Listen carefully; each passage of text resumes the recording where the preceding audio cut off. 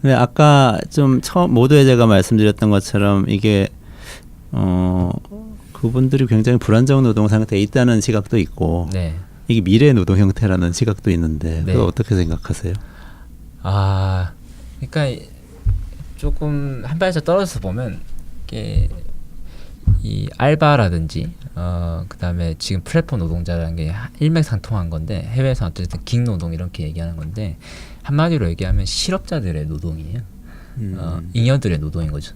옛날 비정규직 같은 경우는 잉여를 어떻게 활용했냐? 산업예비군들, 뭐 취업준비생, 주부, 그다음에 해고자, 투잡 뭐 이런 분들이 이제 활용했다고 하면은 1년 단위 또는 6개월 단위 이런 걸로 활용했다고 하면은 이제 플랫폼 노동 뭐냐면 시간을 1초 단위 이 2년 시간을 다 조직해버리겠다라는 거거든요. 그러니까 이거는 이 자본이 재구조화하는 걸로 저는 생각하는 건데 지금까지 고용과 정규직 고용과 나머지 자녀 복지로 했다고 하면은 이 잉여들이 점점 늘어나면서 이 잉여 인력들을 어떻게 이 고용으로 만들 거냐 했을 때 선택한 것이 잉여 인력들을 잘 조직해서 기술을 통해서 잘 조직해서 활용하는 방식, 먹고 살게 하는 방식이 이제 플랫폼 노동이라고 저는 생각을 하고 이게 쓰레기 일자리를 멀리 만들어 가지고 생계를 유지하게 만드는 방식이라고 생각을 하기 때문에 고용을 통한 해결 방식을 계속해서 추구하는 거죠. 저는 이렇게 하는 이상 뭐 대안이 될 것 같지는 않고 어쨌든 일을 하라 이거니까. 그래서 이왕 그런 시대가 왔다고 하면은 너희가 이제 이윤의 결과에 대해서 이제 가세해서 그냥 기본소득으로 해서 이 잉여들이 좀 더 자유롭게 일할 수 있도록 만드는 것이 중요하지 않을까라는 생각들을 하고 있습니다. 근데 그 배달에 대한 지시를 받으시잖아요. 네. 어쨌든 지금 직접적으로 받으시는 상태인데 네. 거기서 예를 들면 이제 박 위원장님은 조금 직접적으로 지시를 받으시는 관계인데 조금 덜 직접적으로 진짜 네. 우버처럼 덜 직접적인 지시 또는 자기가 선택할 수 있는 상태에 있다고 믿을 수 있는 상태에서 일을 하는 사람이 네. 있다면 네. 그런 플랫폼 노동자가 있다면 네. 그 사람의 어려움은 기본소득처럼 이렇게 소득을 보조해주는 제도로 해소될 수 있는 성격의 것이라고 생각을 하세요? 그렇지 않습니까? 그거는 이제 좀 보조 수단이고 기본소득은 이것의 가장 그 심각한 문제는 뭐냐면 옛날 자본가들의 어떤 윤리라고 했던 것들을 다 이제 개인이 지게 되는 거예요. 어떤 거죠? 가장 중요한 게 리스크. 사장님들이 자기가 이제 위대한 이유를 내가 하는 위험을 감수하잖아 이런 얘기 하지 않습니까? 이 위험을 이제 다 개인이 지게 되는 거죠. 대표적으로 생산수단에 대한 사적 소유 철폐를 이제 자본가들이 하고 있는 거예요. 생산수단이라고 하면은 예를 들어 오토바이. 오토바이. 네, 오토바이 더 이상 나는 생산수단 오토바이 소유하지 않겠어. 누가 소유해? 라이더 네가 사와. 오토바이 직접 소유하고 계세요? 네, 저 직접 소유하고 있어요. 근데 우버를 하려면 직접 소유해야 돼요.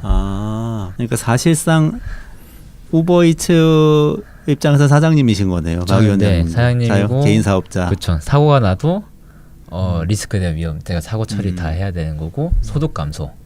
예를 들어서 콜이 준다. 이런 것도 제가 해야 되는 거고 이런 위험에 대한 모든 책임을 제가 지게 되기 때문에 이 문제를 해결하지 않으면은 사실 이것은 뭐 이상적인 것이라고 보기는 다소 힘들다. 차라리 정규직 노동 시간을 줄이고 그런 게 더 해방적이에요. 그래서 질문을 바꾸면은 대부분의 노동자들이 정규 노동 시장이 더 좋다라고 얘기할 가능성이 높습니다.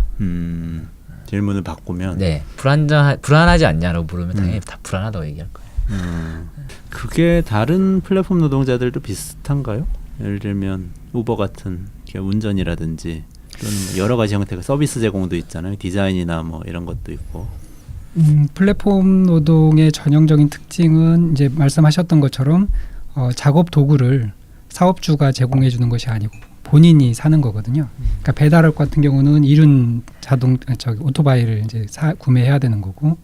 근데 플랫폼 노동이 이제 배달업만 있는 건 아니니까 예를 들어서 숨고나 이런 것에서 이제 그 디자인 같은 경우도 이제 플랫폼 노동으로 하는 경우가 많거든요. 그러니까 디자인에 대한 작업 요구가 오면 플랫폼에서 그걸 잡아서 자기가 이제 디자인을 하는 거죠. 그때 필요한 작업 도구들도 물론 다 그 플랫폼 노동자가 소유하고 있는 거죠. 구매해서 자기가 직접 뭐 디자인에 필요한 각종 도구들을 뭐 자기가 매킨토시 쓰는 컴퓨터라든지 거죠. 그렇죠, 디자이너는 네. 뭐 그런 것들 자기가 네. 구매를 하는 거고. 네. 지금 자동차는 어떻게 돼 있죠? 예를 들면 어, 카쉐어링. 네, 타다 같은 경우가 이제 회사에서 제공하는 형태인데 이럴 때 그 위험은 어떤 거냐면 사고에 대한 책임. 예를 들어 사고 났을 때 수리비를 어떻게 할 건가?